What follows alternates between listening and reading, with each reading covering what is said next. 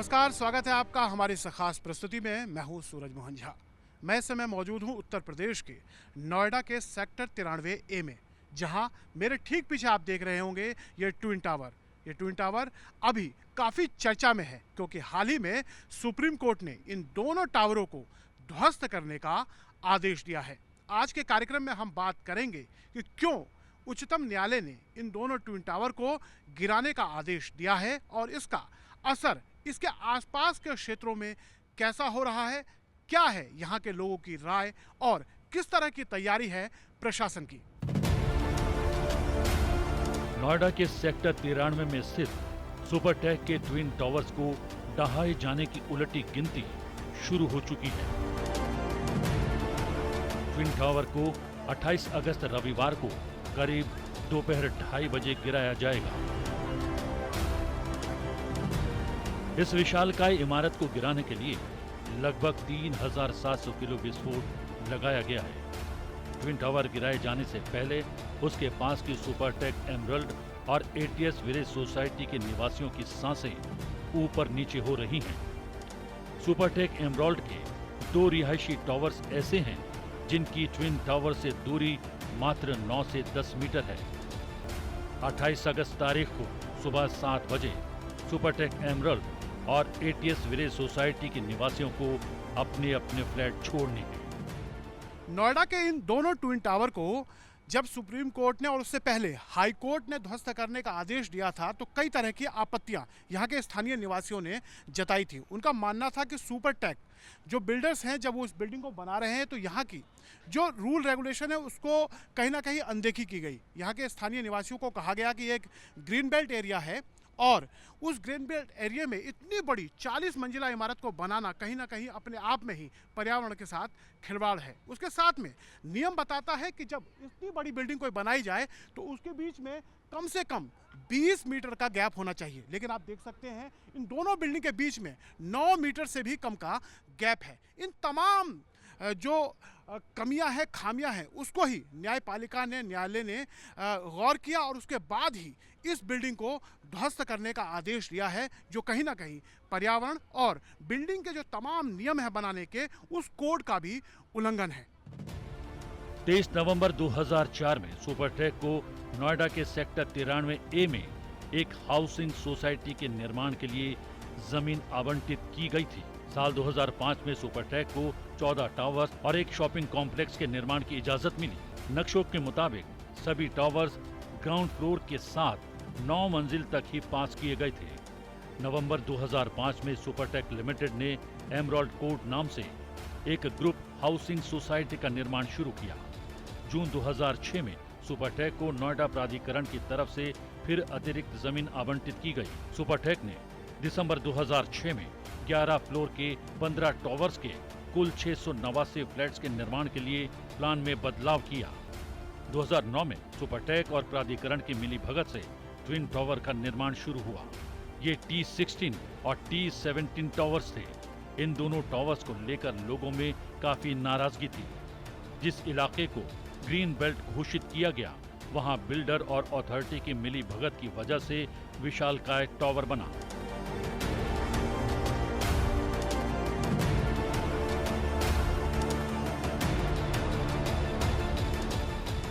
साल 2009 में नोएडा में ट्विन टावर का निर्माण हुआ और इसके निर्माण के तुरंत बाद स्थानीय लोगों ने इसके खिलाफ कोर्ट में जाने का फैसला किया।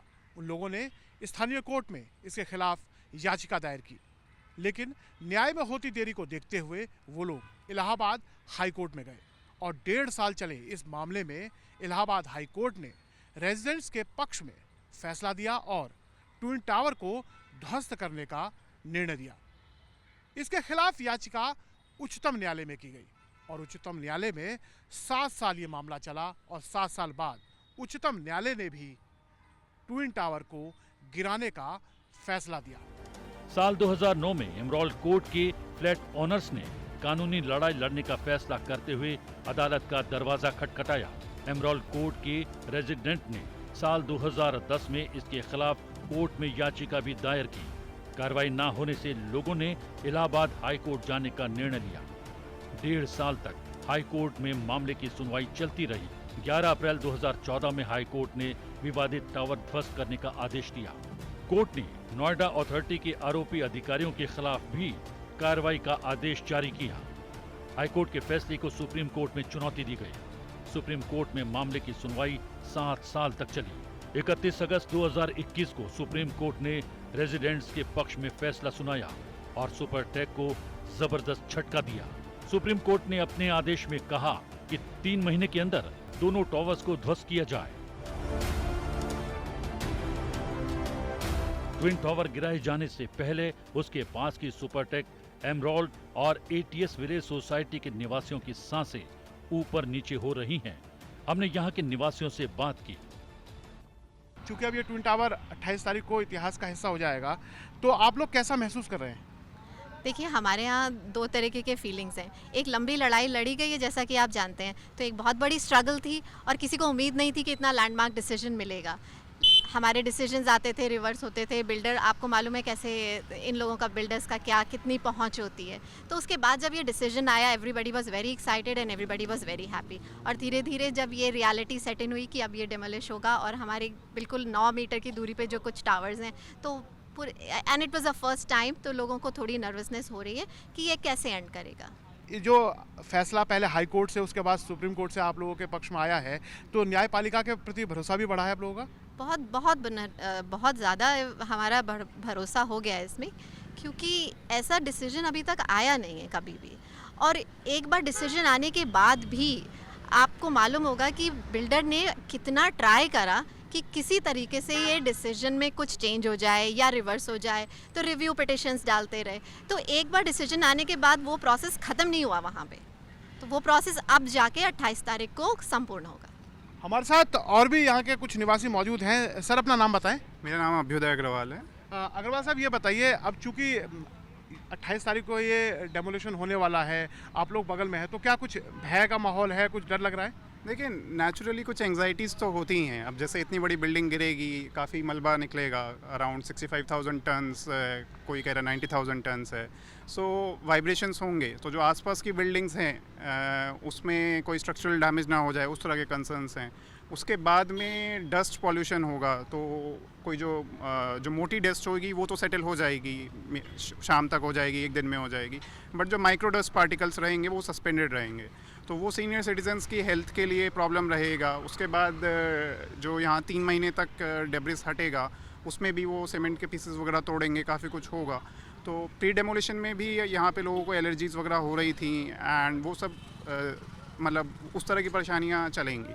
तो क्या प्रशासन ने, मैम, आप लोगों को कहा है कि जो ये डेमोलिशन के बाद जिस तरह बता रहे हैं अग्रवाल साहब के डस्ट होगा और ये तमाम तरह की जो परेशानियां हैं, ख़ासतौर से जो वरिष्ठ नागरिक हैं उनको ज़्यादा झेलनी पड़ती है, या जो अस्थमा या इन चीज़ों से ग्रसित हैं, तो क्या प्रशासन ने आप लोगों को आश्वस्त किया है कि इन सब बारे में काम किया जाएगा? हाँ, हमारे को एज RWA हमें बहुत ज़्यादा सपोर्ट मिल रही है नोएडा अथॉरिटी की। कल ऋतु महेश्वरी जी भी यहाँ पर आई थी, उन्होंने हमें अच्छे से आश्वस्त किया कि पोल्यूशन के लिए और ये जो आपके डेब्री होगी उसको हटाने के लिए बहुत ज़्यादा डस्ट हो जाएगी। एक कहा जा रहा है कि 1-1 इंच मोटी थिक डस्ट आ जाएगी नीचे, तो उसके लिए स्वीपर मशीन्स, तो उन्होंने हमें हर तरह की मदद देने का वादा किया है। अभी हमारे साथ एक छात्रा है यहाँ पे, चैतन्या, आपके घर के बगल में ही इतना बड़ा एक डेमोलिशन प्रोग्राम होने वाला है। भारत के इतिहास में ये शायद पहली बार होगा। कैसा लग रहा है आपको?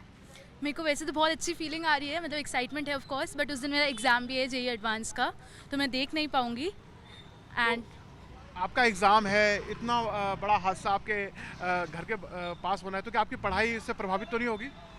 उस टाइम तो नहीं होगी, बट हाँ थोड़ा बहुत अभी से चल रहा है कि पैकिंग करनी है, पहले जाना पड़ेगा क्योंकि सुबह सुबह तो ट्रैफिक होगा, तो वो सब ऑब्वियसली अफेक्ट तो कर ही रहा है थोड़ा।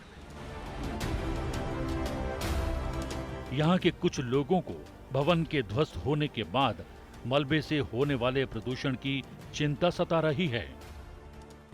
नोएडा का ट्विन टावर 28 तारीख को ध्वस्त होने वाला है, लेकिन इस पूरी डेमोलिशन प्रक्रिया के बाद यहाँ नोएडा वासियों में एक तरह का सवाल है कि जब ये ध्वस्त हो जाएगा, उसके बाद इसका जो मलबा होगा वो कहीं ना कहीं पर्यावरण के लिए नुकसानदेह हो सकता है। इस समय हमारे साथ नोएडा के ही एक निवासी मौजूद हैं। आप सीनियर सिटीजन हैं, उनके अपने कुछ सवाल हैं। सर, ये जो डेमोलिशन प्रक्रिया हो जाएगी उसके बाद जो मलबा होगा उससे आप लोगों के कुछ सवाल हैं?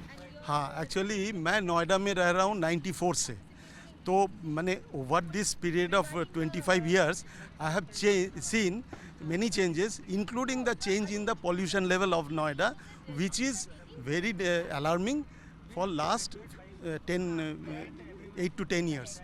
Now, in this month, I have seen yesterday that pollution अभी जो है वो 2.5 और PM 2.5 और PM10 है, satisfactory zone means 50 to 100. अभी 28 तारीख के बाद क्या होगा, यही मेरा बेसिक कंसर्न था कि पर्यावरण में क्या इफेक्ट आएगा इस डिमोलिशन का। तो वही कंसर्न मैंने अभी CSIR का सज्जन से पूछे थे, वो पूरा क्लियर पिक्चर दे नहीं पाया कि पर्यावरण में क्या इफेक्ट आएगा, तो हमें 28 को देखना पड़ेगा, हमें तो कोई ऑप्शन नहीं है। बिल्कुल, एक वाजिब जो है सवाल है कि जब ये बिल्डिंग ध्वस्त हो जाएगी उसके बाद उसका मलबा होगा और उससे जो प्रदूषण होगा उसका क्या होगा। वैसे विशेषज्ञ कह रहे हैं कि इसकी पूरी तैयारी कर ली गई है ताकि यहाँ के आसपास के जो हज़ारों निवासी हैं उनको नुकसान ना हो, किसी तरह की परेशानी ना हो। डेमोलिशन से पहले आसपास के सभी निवासियों को अपना फ्लैट छोड़ना है। हमने RW के लोगों से प्रशासन की तरफ से सुरक्षा को लेकर मिले आश्वासन पर बात की। 28 अगस्त को नोएडा का ये ट्विन टावर ध्वस्त होगा, लेकिन उससे बड़ा काम जो है वो यहाँ आसपास जो, जैसे हम इस समय सुपरटेक के कैंपस में है, यहाँ के जो हज़ारों लोग हैं वो सफल तरीके से बाहर जाएं ताकि ये ध्वस्त की जो पूरी प्रक्रिया है वो सफलतापूर्वक हो और किसी की जान हानि या किसी तरह का कोई नुकसान ना हो। इस समय मेरे साथ सुपरटेक के 2 निवासी मौजूद हैं जो पूरी तरह से यहाँ की सुरक्षा को देख रहे हैं। सब तरह का काम जो है वो आसानी से निकल जाए वो सब इनके जिम्मे है। गौरव जी हैं और कैप्टन साहब हैं, तो आइए इनसे बात करते हैं। सर, ये बताइए किस तरह से आप लोग पूरी प्रक्रिया को देख रहे हैं? देखिए, हमारा जो मेन काम है वो ये है कि एक तो पहली चीज़, किसी भी बिल्डिंग के ऊपर जो है कोई प्रोजेक्टाइल्स वगैरह ना जाए, तो इसके लिए हमने देखा है कि पूरी तरह से कवर हो गई सारी की सारी बिल्डिंग्स। प्लस लोगों को इन्फॉर्म करना है कब जाना है, कब आना है, घर का सामान कैसे रखना है, किन टॉवर्स में ज़्यादा ध्यान रखना है, किन में थोड़ा सा जो है ज़्यादा ज़रूरत नहीं है, क्योंकि प्लास्टिक शीट्स वगैरह लोग लगा रहे थे तो वो भी हमने थोड़ा सा लोगों को डिमोटिवेट करा है, क्योंकि आग वाग लगने का खतरा रहता है और जिस समय यहाँ कोई नहीं होगा तो बहुत बड़ा खतरा वो भी है। तो हमने लोगों को वो चीज़ें भी समझाई हैं। प्लस जाने के टाइमिंग्स उनके क्या हैं, जाने के बाद उनको यहाँ से, जिन लोगों के होटल्स वगैरह के अरेंजमेंट नहीं है तो उन लोगों को कहाँ स्टे करना है, तो उसके लिए हम लोगों ने सेफ़ शेल्टर्स जो हैं बनवाए हैं, जो पारसनाथ एंड सिल्वर सिटी में बने हैं हमारे, तो वहाँ पे लोग जा के रह सकते हैं। शाम के समय आने से पहले यहाँ के सारे चेक्स करने के लिए हमारी टीम पूरी तरह से यहाँ मौजूद रहेगी। सबसे पहले जो है पुलिस की टीम आएगी, वो पूरा चेक करेगी along with Edifice and CBRI, और उसके बाद में हमारे कैप्टन साहब की अगुवाई में पूरी एक टीम आएगी जो ये देखेगी कि वाकई पूरी तरह से सेफ़ है, कुछ ऊपर से गिरने वाला तो नहीं है, क्योंकि जब तक पुलिस की टीम और वो सब आएगी तब तक हमारी लिफ्ट्स वगैरह नहीं चली होंगी। लिफ्ट्स वगैरह तब चलेंगी जब हम लोग अंदर आएंगे, उसके बाद चल पाएगी। तो वो चलवाने के बाद कैप्टन साहब इस पूरे एरिया का एक तरीके से सैनिटाइजेशन करेंगे कि किसी तरह का कोई प्रोजेक्टाइल ना पड़ा हो, कोई लिफ्ट कहीं ऊपर से कुछ ना गिरने वाला हो, किसी बिल्डिंग में कोई लॉस तो नहीं है। उसके बाद हम लोग जो है अपनी सर्विसेज को बुला करके यहाँ पे लोगों को बुलाना शुरू कर देंगे। कैप्टन साहब, इसमें इस पूरी प्रक्रिया में यहाँ का जो स्थानीय प्रशासन है वो कोई किस तरह के आप लोगों की मदद कर रहा है? स्थानीय प्रशासन का काफ़ी सपोर्ट है हमें, और सबसे पहले तो उन्होंने एडिशनल स्टाफ हमें दिया है for cleaning and all that, 50 आदमी वो दे रहे हैं। फिर उसके अलावा पुलिस का पूरा सपोर्ट है, PSC की टीम यहाँ रहेगी to support our people.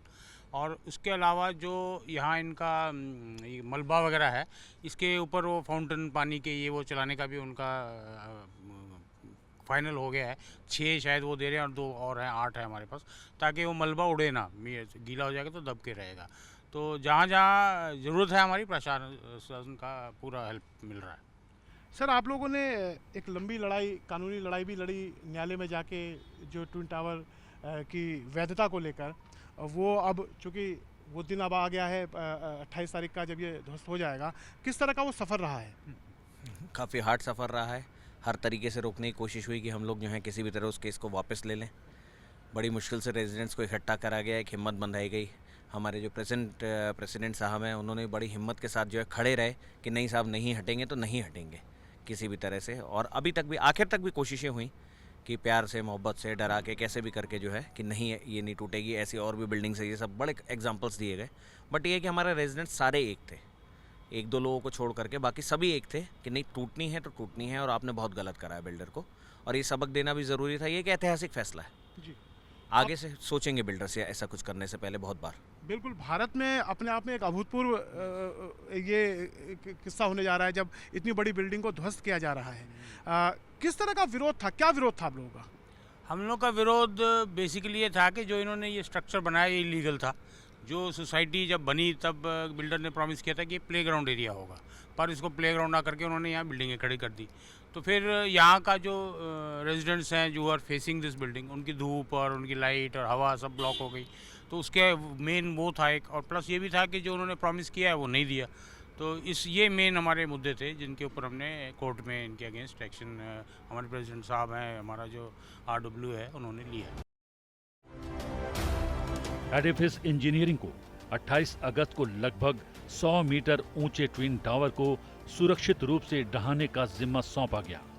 Company ने इस जोखिम भरे काम के लिए दक्षिण अफ्रीका की जेट डिमोलिशन से हाथ मिलाया। उसे दोनों टावर को कुछ इस तरह से गिराना है कि महज 9 मीटर की दूरी पर स्थित आवासीय इमारतों को कोई नुकसान न पहुंचे। एडिफिस इंजीनियरिंग के उत्कर्ष मेहता से हमने बात की। नोएडा का ये ट्विन टावर 28 अगस्त को ध्वस्त किया जाएगा और इसके लिए विशेष तैयारियां की गई हैं ताकि यहाँ के जो स्थानीय निवासी हैं उनको किसी तरह की दिक्कत ना हो। और इस पूरी ध्वस्त प्रक्रिया को अंजाम देंगे एडिफिस जो मुंबई की कंपनी है, उसके साथ में साउथ अफ्रीका की जो कंपनी है जेट। अभी हमारे साथ इस पूरे विषय पर जो डेमोलिशन प्रक्रिया चलेगी उसको लेकर बात करने के लिए हैं उत्कर्ष मेहता जी, आप एडिफिस के पार्टनर हैं। सर, आप हमें बताएं, भारत के इतिहास का सबसे बड़ा डेमोलिशन कार्यक्रम ये होने वाला है, किस तरह आप लोगों ने इसकी तैयारी की है? हाँ सर, ये हमें ऑलमोस्ट अभी 8 महीने हो गए इस प्रोजेक्ट पे। पहले 2 महीने इसकी विजिट्स और डिज़ाइनिंग में लगे और 6 महीने इसको प्रिपेयर करने में लगे। ये एक हरक्यूलन टास्क बोलते हैं कि ये लंबा प्रोसेस था। इसको ऐसे नहीं था कि आप जो पहले दिन पे डिसाइड कर लो वो आप लास्ट दिन तक हो। जैसे जैसे आप काम करो आपके सोच बदलती जाती है कि हाँ ये दिक्कत आ सकती है, चलो ये भी चेंज कर लेते। तो ये 7-8 महीने का एक प्रोसेस है जिसपे एवरी टाइम उसको अपग्रेड किया गया है, चेंजेस किए गए हैं ताकि ये जो फॉल है जिसको हम क्लियरली बोलते हैं कि ये अपने आप नहीं गिरने वाला है, इसको हम जहाँ चाहिए जैसे चाहिए वैसे कर रहे हैं, वैसे गिराने वाले हैं। So it is a planned fall, it is not कि वो अपने हिसाब से गिरेगा। इसलिए इसकी काफ़ी स्टडीज़ हो चुकी है, हमने काफ़ी कंसल्टेंट्स हायर किए हैं, स्ट्रक्चरल इंजीनियर्स हायर किए हुए थे, वाइब्रेशन प्रेडिक्शंस किए हैं। CBRI जो हमारे लोकल इंडियन पार्टनर्स हैं उनके साथ हमने काफ़ी अंडरस्टैंडिंग स्टडीज़ किए। सो एक ही रीज़न है कि इसको सबसे बेस्ट सेफेस्ट वे में ये कैसे नीचे आवे। जो दिक्कतें हैं हमको पहले से मालूम है कि एक बिल्डिंग है अपने जो नेक्स्ट डोर एमरल्ड कोर्ट में एस्टर 2 9 मीटर पे है और एक साइड हमारे पास गेल पाइपलाइन थी जो अंडरग्राउंड है। सो ये दोनों को हम कैसे मिटिगेट करें, ये हमारा सबसे पहला है। उससे हमारी ब्लास्ट डिज़ाइन बनी है बेसिकली, क्योंकि ये डिमोलिशन, ये मेथड ऑफ डिमोलिशन की कोई बुक नहीं है। इसमें आपको किधर भी पढ़ने नहीं मिलेगा कि इसको ऐसे करो, इसको ऐसे करो। तो जो हमारे एक फॉरेन एक्सपर्ट्स है Joseph Brinksman, he is a mastermind behind the whole design. इसने पूरा डिज़ाइनिंग किया है और जब ये एक्सप्लोजिव्स के टाइम आया लगाने का, एक एक होल में उन्होंने खुद एक्सप्लोजिव्स डालते वक्त लोगों के साथ खड़े रह के डलवाए हैं ताकि कोई भी उस पर मिस्टेक ना होए। जब एक्सप्लोजिव डल चुके थे फिर एक लोकल टीम जो हमने हायर की थी वो सबको उन्होंने छुट्टी दे दी और फिर लास्ट 5 दिन 3-4 दिन से उनकी जो कोर टीम है 5-6 जन की, एक एक वायर इंडिविजुअल वायर कनेक्ट कर रहे हैं। सो ये बहुत प्रेसिशन का काम है। जैसे एक डॉक्टर प्रेसिशन से हार्ट का सर्जरी करता है, सिमिलरली ये भी काम एक प्रेसिशन एक्टिविटी है जो वो कर रहे हैं। सर, आसपास में यहाँ पे सैकड़ों हज़ारों लोग रह रहे हैं और जैसा आपने बताया कि 9 फीट और इनके 9 मीटर की ही दूरी है खाली, तो आप लोग ने उनके सुरक्षा के लिहाज से, जैसा आपने बताया, काफ़ी तैयारी रही है, 8 महीने की आप लोगों की तैयारी रही है, लेकिन ये हज़ारों लोग सुरक्षित महसूस करें, इसको लेकर भी आप लोगों ने कुछ तैयारी की है? सर, रेसिडेंट्स के लिए 2 दिक्कतें हैं, एक डस्ट है और एक वाइब्रेशंस है। वाइब्रेशंस के लिए हम 100% कॉन्फिडेंट है कि हमारे जो इंड्यूस्ड वाइब्रेशंस होंगे बिकॉज ऑफ द फॉल उससे बिल्डिंग्स को कोई भी हानि नहीं होने वाली है। ह्यूमंस हम लोग ऑलरेडी इवैक्यूएट कर रहे हैं यहाँ से एरिया से, सो ह्यूमन का लॉस हम सोच भी नहीं सकते। That's number 2। नंबर 3, वाइब्रेशंस के लिए हमने इतना कुछ किया है, इसके इम्पैक्ट कुशंस बनाए नीचे ज़मीन पे, बेसमेंट्स में बनाया है।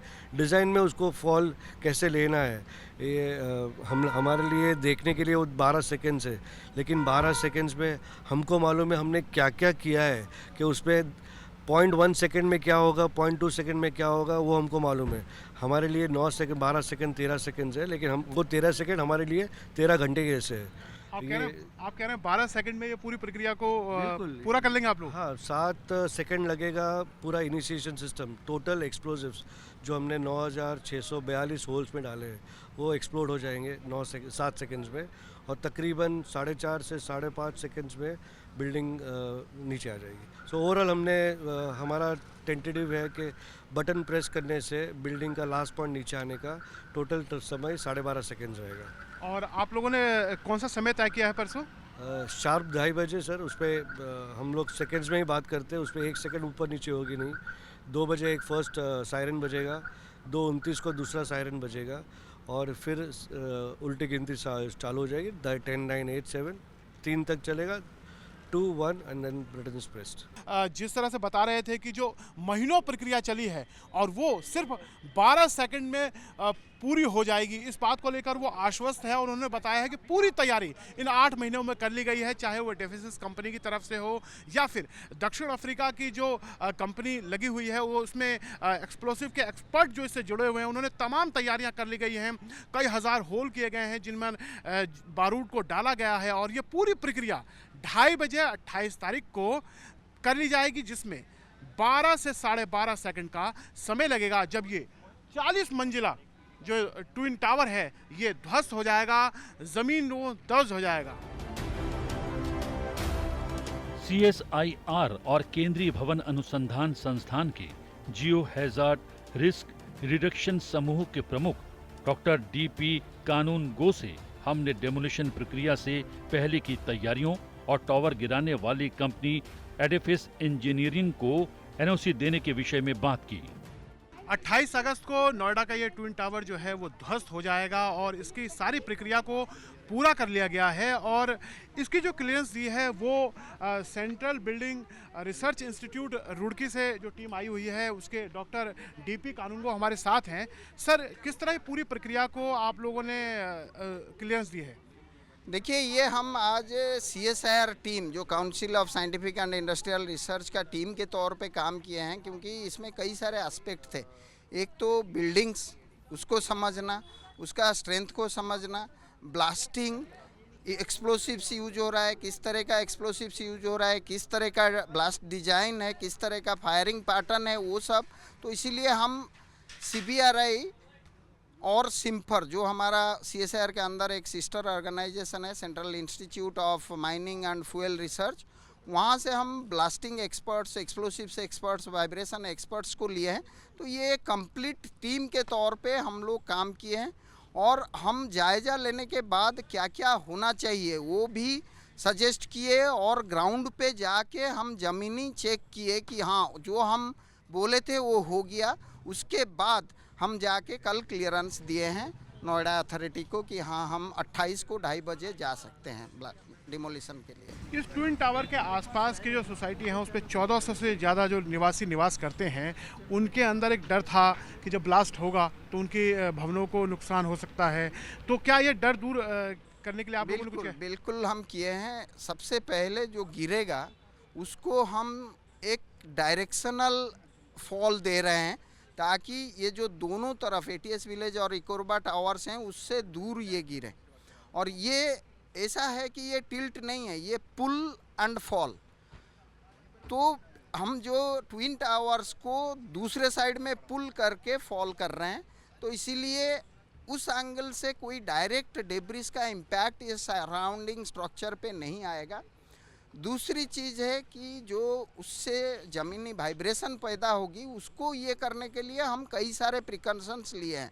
जैसे जहाँ पे डिमोलिशन होगा वहाँ पे इम्पैक्ट बॉम्ब्स हैं, गेल गैस पाइपलाइन के लिए स्टील शीट दिए हैं, उसके ऊपर इम्पैक्ट बम्स हैं, उसके ऊपर टायर्स हैं।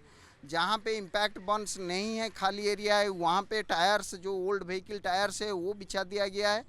साथ में जो सराउंडिंग स्ट्रक्चर्स था उसका स्ट्रक्चरल ऑडिट, स्ट्रक्चरल एनालिसिस करके जो एलिमेंट वीक पॉइंट थे वो सारे एलिमेंट्स टोटल 57 कॉलम्स को स्ट्रेंथन कर दिया गया है। तो इस हिसाब से हम संतुष्ट हैं। जिस तरह का प्लान हम किए थे और सुप्रीम कोर्ट को बोले थे ये हो जाएगा, तभी जाके 28 तारीख को होगा। ज़मीनी चेक करके हम देख चुके हैं कि हो गया है, तब हम क्लियरेंस दिए हैं। तो अभी टीपी कानून को हमें बता रहे थे कि किस तरह से जो इस पूरी डेमोलिशन प्रक्रिया है उसको उन्होंने क्लियरेंस दिया था। सभी जो मानक हैं उसकी जांच करने के बाद ही इसे क्लियरेंस दिया गया है, ताकि इसके आसपास जो हज़ारों लोग रहते हैं उनमें डर ना हो, उनके भवनों में किसी तरह का नुकसान ना हो। स्थानीय पुलिस ने भी टावर गिराने वाले दिन के लिए सुरक्षा के खास इंतजाम किए हैं। ब्लास्ट वाले दिन रविवार का दिन है, उस दिन हम जो जितने भी जुड़े हुए मार्ग हैं उसको तो पूरी तरह बंद करेंगे ही करेंगे। साथ साथ इस और आने वाले मार्ग को, चाहे वो ओवर ब्रिज है सामने, जहां हो सकता है कि लोग खड़े हो जाएं, वाहन से देखने लगे, उनको भी प्रतिबंधित किया जाएगा। एक्सप्रेस वे भी आप लोग बार बार पूछते हैं कि कितने देर तक प्रतिबंधित किया जाएगा या क्या डाइवर्जन प्लान है, तो मैं बताना चाहूँगा इसमें कि एक्सप्रेस वे को सबसे कम डिस्टर्ब करने की योजना है और ये आधे घंटे से कम ही रहेगा।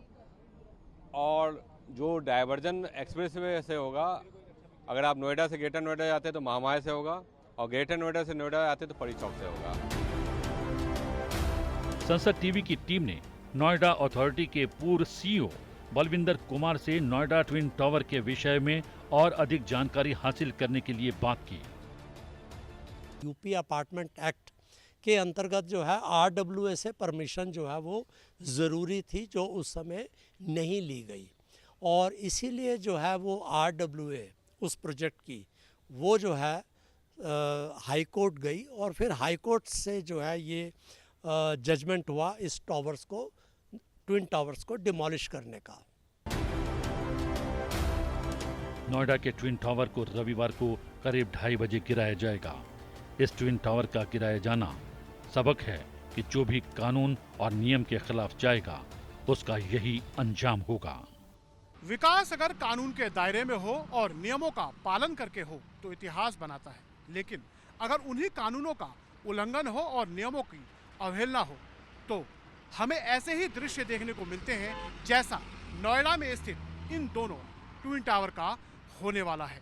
नियमों की अवहेलना हुई, कानूनों को ताक पे रखा गया और आम जनता में एक रोष पैदा हुआ और वो न्यायपालिका तक गए। 1 दशक की लंबी कानूनी लड़ाई, न्यायपालिका ने आम जनता के हक में फैसला दिया, पूरे 1 साल की तैयारी, और अब वो दिन आया है जब ये ट्विन टावर ध्वस्त होने जा रहा है और हमें और भवन निर्माता से जुड़े तमाम कंपनियों को एक सबक दे रहा है कि काम कानून के दायरे में होना चाहिए, नहीं तो भविष्य बिल्कुल वैसा ही होगा जैसा नोएडा के इन दोनों ट्विन टावर का होने जा रहा है।